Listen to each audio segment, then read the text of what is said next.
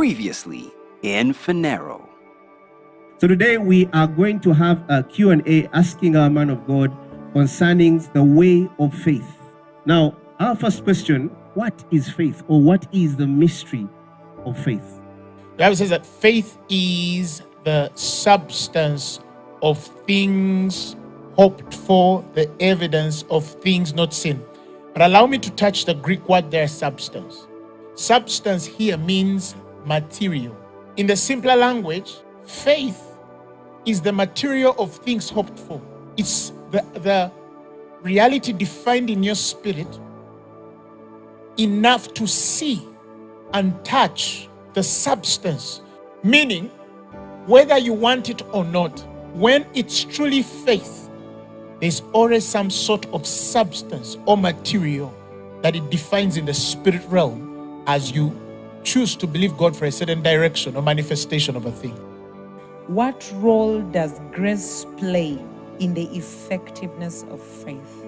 Grace makes faith effective yet effortless. So people who know how to apply grace in their faith have working faith, because it's not their effort, it's not their ability. There is something that carries them. It's something about being carried by grace, because by the time you see the victory, you will see the hand of God that held you up beyond what you were able. If something is not of grace, then it's not of faith. How does the word move from the mind to the heart? There are principles that God has given us as guarantee that if you apply some of these principles, it is going to be impossible for the devil to take away what you have chosen to hold on to. Look at the principle of confession. You cannot believe God for one thing, but yet confess another. The Bible says in Hebrews 10, let us hold fast the profession of our faith without wavering, for he is faithful which called us. The word there for profession is confession. If you have determined to get something, speak and speak and speak and speak and speak. You say, I am free. It doesn't matter how far you're dragged. Once you sober up and you have 1 moment or 2 seconds to be sober, let that same word come out and say. Are you following what I'm saying? The other thing which is very, very important. If you ask, believe that you receive. What is this believing? 1, create the vision, mental image of what you've received and constantly look at that only. But after creating that mental image, push your soul to carry the feeling of a person who has received. And that is why when you get to the place of stirring yourself in the emotion, you'll always find that you do the actions of one who has received. Christianity is a faith of actors. If you're serious that you're going to get a job, wake up tomorrow and put on clothes. You're telling people you're going to get married, you don't even know your size of ring. Faith lives here and comes here when you understand what you have been given first, before anything else. God has dealt with every man the measure of faith. How do you differentiate vain faith from real faith that produces results? Faith and faith is a faith that deceived not the self. Faith, though, deceived faith is faith that carries no action. The Bible says, faith without works is dead. Let's just say you believe in God for healing.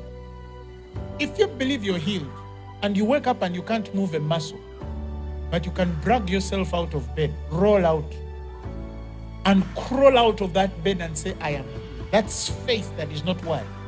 Faith. How can we pass faith to our children? speak to the children not yet born. For those who are born, I tell parents, of course, to pray over them, not for only, but over them.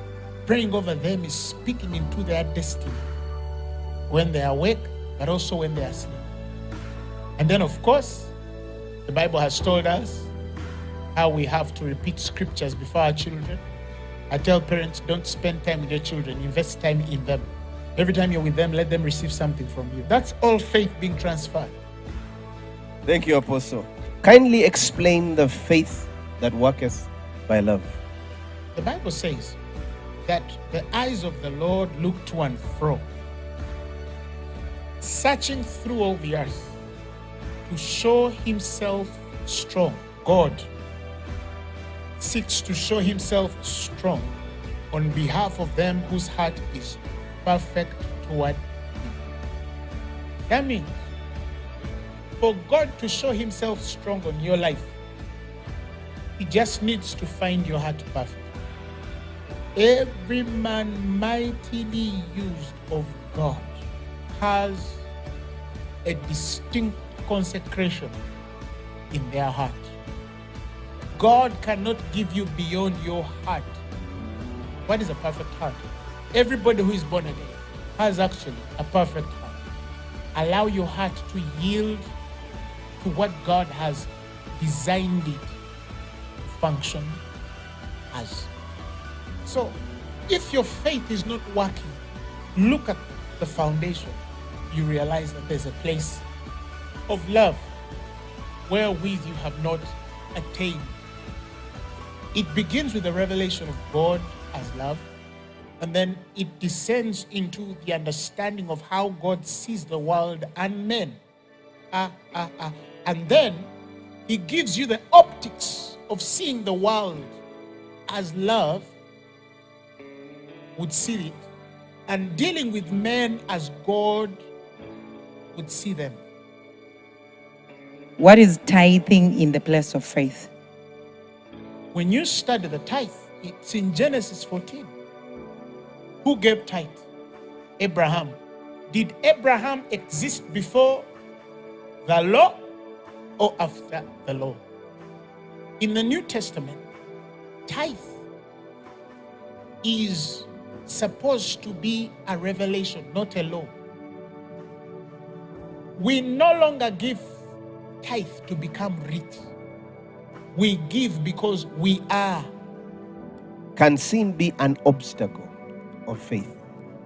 You have this gift called righteousness imputed to you through faith. To receive that righteousness, it means that I have been forgiven, sanctified by Christ. Now, let's just say you have a disease in your body, but you are the righteousness of God and you believe in that righteousness. It would mean when you are praying for yourself for healing, you're not going to look at the sin principle to justify or disqualify your healing. You're going to look entirely on what Christ has done. Because the righteousness you've received by God covers every disqualification to get God's best. Join our online family, spread the love, and follow us on Facebook, Twitter, Instagram, and also subscribe to our YouTube channel. Phaneroo, make manifest.